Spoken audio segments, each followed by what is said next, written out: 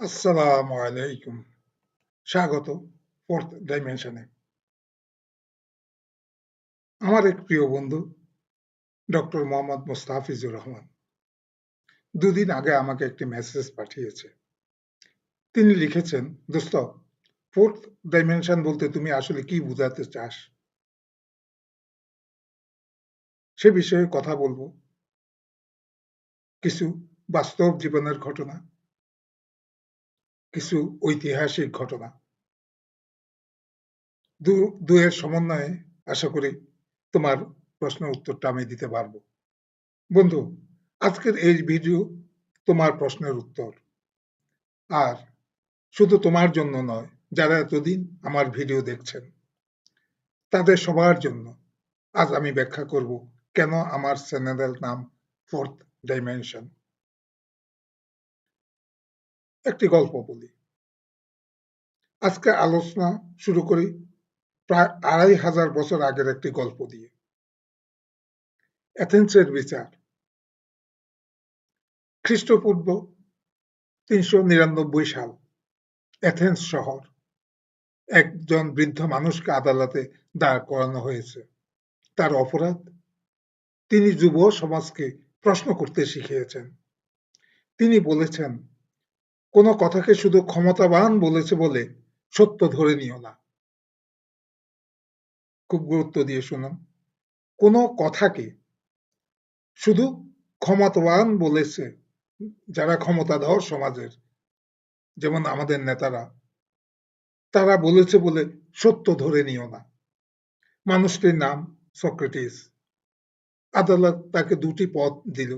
এক, ক্ষমা চাও। দুই, বিষ পান করো। সক্রেটিস বললেন, যে সমাজ প্রশ্ন করতে ভয় পায় সে সমাজ সত্য থেকেও ভয় পায়।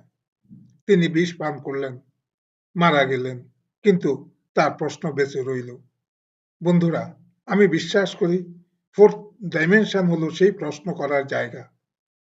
কেউ কেউ বলল সেটা নয়। কেন বলল? কিসের জন্য বলল? এর পছন্দের উদ্দেশ্য কি? এই অদৃশ্য স্তরটাই হলো ফোর্থ ডাইমেনশন। দোস্ত, তোর কি মনে আছে ১৯৯০ সালের আন্দোলনে আমরা রাজপথে ছিলাম, আমাদের বড়রা ছিল, দেশের সাধারণ মানুষ ছিলেন। আমরা কি চেয়েছিলাম? একটি গণতান্ত্রিক রাষ্ট্র, একটা জবাবদেহিমূলক সরকার, একটি স্বাধীন বিচার ব্যবস্থা বা বিভাগ, একটি রাষ্ট্র যেখানে আইন সবার জন্য সমান হবে। আমাদের সেই প্রতিশ্রুতি দেওয়া হয়েছিল। কিন্তু এরপর কি হলো? আমরা সংসদীয় গণতন্ত্র পেলাম ঠিকই, কিন্তু বাস্তবে ক্ষমতার অতিরিক্ত কেন্দ্রীকরণ, দলীয় প্রভাব, দুর্বল জবাবদিহিতার কারণে কাঙ্ক্ষিত গণতান্ত্রিক সংস্কৃতি গড়ে ওঠেনি। আমি কোনো দলকে বলছি না, আমি একটি ধারার কথা বলছি। ক্ষমতায় যেই এসেছে রাষ্ট্রকে নিজের মতো করে ব্যবহার করার প্রবণতা দেখা গেছে। স্বাধীন বিচার বিভাগের কথা হয়েছিল, কারণ বিচার বিভাগ যদি স্বাধীন হয় তাহলে মন্ত্রী, প্রধানমন্ত্রী, বিরোধী দল, সাংবাদিক, ব্যবসায়ী সবাই একই আইনের সামনে দাঁড়াবে। এটি আইনের শাসনের ধারণা। কিন্তু প্রশ্ন হলো, আমরা কি সেই জায়গায় পৌঁছাতে পেরেছি? এই প্রশ্নের উত্তর দর্শকরা দিবেন। আমি আপনাদের জন্য রেখে গেলাম। কেন হলো না? কেন আমাদের সাথে, কেমন করে আমাদের সাথে প্রতারণা করা হলো? বন্ধুরা, এবার যাই ইংল্যান্ডে। ১৬৮৮ সাল। রাজা দ্বিতীয় জেমস, তিনি মনে করতেন রাজা আইনের ঊর্ধ্বে। কিন্তু ইংলিশ জনগণ বলল, নো, রাজাও আইনের অধীনে। এরপর এলো গ্লোরিয়াস রেভুলেশন। তারপর তৈরি হইল বিল অফ রাইটস ১৬৮৯ সাল। এটাই আধুনিক সাংবিধানিক শাসনের ভিত্তিগুলোর একটি। সেই শিক্ষা কি? রাষ্ট্র টিকে থাকে তখনই যখন ব্যক্তি নয়, প্রতিষ্ঠান শক্তিশালী হয়। এরপর এলো আইন শৃঙ্খলার প্রশ্ন। সন্ত্রাস বেড়েছিল, রাষ্ট্র বিশেষ বাহিনী গঠন করল। অনেকেই এটিকে প্রয়োজনীয় পদক্ষেপ হিসাবে দেখেছিলেন। কিন্তু প্রশ্ন শুরু হলো তখন যখন ক্ষমতার ব্যবহার নিয়ে বিতর্ক শুরু হলো। তাদেরকে দায় মুক্তি দেওয়া হলো।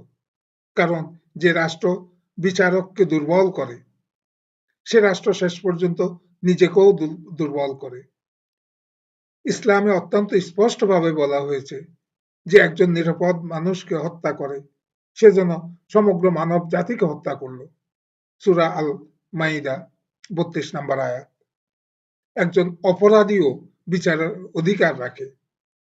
এটি দয়া নয়, এটি ন্যায় বিচারের মৌলিক নীতি। বন্ধু, একটি সমাজ কখন ভেঙে পড়ে? যখন আইনের ভয় থাকে না, নৈতিকতার মূল্য থাকে না, ক্ষমতাই আইন হয়ে যায়, তখন শুরু হয় জোর যার মুল্লুক তার। আজ আমরা বিভিন্ন জায়গায় সহিংসতা, প্রতিশোধমূলক হামলা, রহস্যজনক হত্যাকাণ্ডের খবর দেখছি। এগুলো প্রতিটি ঘটনার তদন্ত ও বিচার প্রক্রিয়ার বিষয়, কিন্তু একই সঙ্গে এগুলো আমাদের মনে করিয়ে দেয় আইনের শাসন ও সামাজিক অবস্থার প্রশ্ন কতটা গুরুত্বপূর্ণ। আরেকটি কথা বলি, কয়েকদিন আগে একটি সংবাদ দেখলাম, বাংলাদেশের জাতীয় সংসদের দক্ষিণ প্লাজায় যুক্তরাষ্ট্রের ২৫০তম স্বাধীনতা দিবস উদযাপন করা হয়েছে। অনুষ্ঠানে দুই দেশের বন্ধুত্ব, গণতান্ত্রিক মূল্যবোধ এবং ভবিষ্যৎ সহযোগিতার কথা বলা হয়েছে। এখানে আমি অনুষ্ঠানের বিরোধিতা করছি না। যুক্তরাষ্ট্র বাংলাদেশে একটি গুরুত্বপূর্ণ অংশীদার। বাংলাদেশের সঙ্গে যুক্তরাষ্ট্রের সুসম্পর্ক থাকা উচিত। আমার প্রশ্ন অন্য জায়গায়। একটি স্বাধীন দেশের জাতীয় সংসদ কিসের প্রতীক? সংসদ শুধু একটি স্থাপনা নয়, এটি জনগণের সার্বভৌমত্বের প্রতীক। এটি রাষ্ট্রের জনগণের রাজনৈতিক স্বাধীনতার প্রতীক।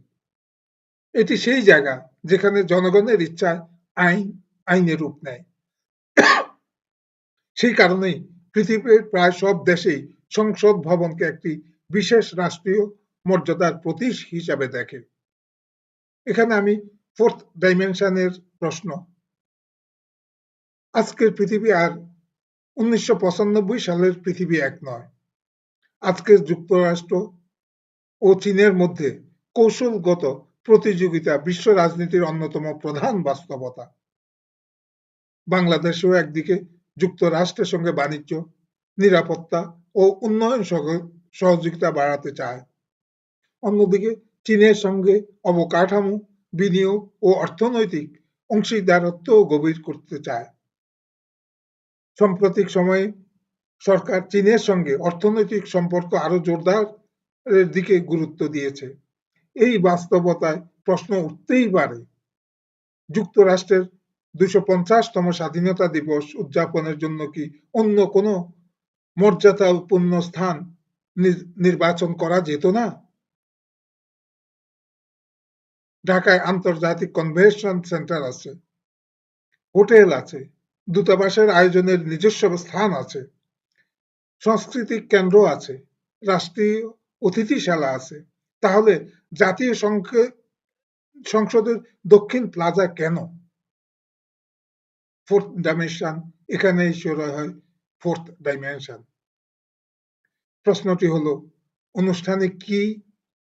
অনুষ্ঠান হয়েছে কিনা? প্রশ্ন হলো, লোকেশনটি কি বার্তা বহন করে? আন্তর্জাতিক কূটনীতিতে প্রতিটি প্রতীক, প্রতিটি ছবি, প্রতিটি মঞ্চেরও ভাষা থাকে। কূটনীতিকে কখনো কখনো একটি ছবি, একটি করমর্দন, একটি পতাকার অবস্থান অথবা একটি অনুষ্ঠান স্থল হাজার শব্দের চেয়েও শক্তিশালী বার্তা বহন করে। তাহলে প্রশ্ন করা যেতেই পারে, বাংলাদেশ কি কেবল একটি বন্ধুত্বপূর্ণ অনুষ্ঠান আয়োজন করেছে, নাকি এই প্রতীকী স্থান নির্বাচনের মাধ্যমে আন্তর্জাতিক অঙ্গনে একটি কূটনৈতিক সংকেতও পাঠিয়েছে? আমি উত্তর দিচ্ছি না। উত্তর আপনাদের উপর ছেড়ে দিলাম। কারণ ফোর্থ ডাইমেনশনের কাজ উত্তর চাপিয়ে দেওয়া নয়। ফোর্থ ডাইমেনশনের কাজ হলো যে প্রশ্ন কেউ করছে না সেই প্রশ্নটি সামনে আনা। জিয়াউর রহমান বলেছিলেন, ব্যক্তির চেয়ে দল বড়, দলের চেয়ে দেশ বড়। এই নীতি যদি আমরা সত্যিই মানি তাহলে দেশ আগে আসবে, ক্ষমতা পরে। আমরা কি সেখানে আছি নাকি উল্টো পথে হাঁটছি? বঙ্গবন্ধু বলেছিলেন, এবারের সংগ্রাম স্বাধীনতার সংগ্রাম। আমরা বিদেশি শাসন থেকে স্বাধীনতা পেয়েছি, কিন্তু প্রশ্ন রয়ে গেছে, আমরা কি প্রতিষ্ঠানকে এমনভাবে গড়ে তুলেছি যাতে নাগরিক সত্যিকার অর্থে স্বাধীনভাবে ন্যায় বিচার, অধিকার ও জবাবদিহি পেতে পারে? এই প্রশ্নের উত্তর একদিন ইতিহাস দেবে। এই কারণেই আমি আমার স্বাধীনতার কথা বলি। আমি আবার স্বাধীনতার কথা বলি, কিন্তু এবার কোনো ভূখণ্ডের স্বাধীনতা নয়, মানুষের বিবেকের স্বাধীনতা, বিচারের স্বাধীনতা, সত্য বলার স্বাধীনতা, প্রশ্ন করার স্বাধীনতা। Late is better than never. আজ যদি শুরু করি হয়তো শেষটা আমরা দেখে যেতে পারবো না, কিন্তু পরবর্তী প্রজন্মকে অন্তত বলতে পারবো, বাজান আমি শুরুটা করে গেলাম, শেষটা তোমরা করো। বন্ধু, আজ বুঝতে পারলে ফোর্থ ডাইমেনশন কোনো রাজনৈতিক দল নয়, কোনো মতবাদ নয়, কোনো ব্যক্তির প্রচারণাও নয়। ফোর্থ ডাইমেনশন হলো আরে ঘটনার আড়ালের উদ্দেশ্য খোঁজা, ক্ষমতার আড়ালের সত্য খোঁজা, মানুষের কথার পেছনের চিন্তা খোঁজা। যেখানে অধিকাংশ মানুষ তিনটি মাত্রা দেখে, আমরা চেষ্টা করি চতুর্থ মাত্রাটাও দেখতে।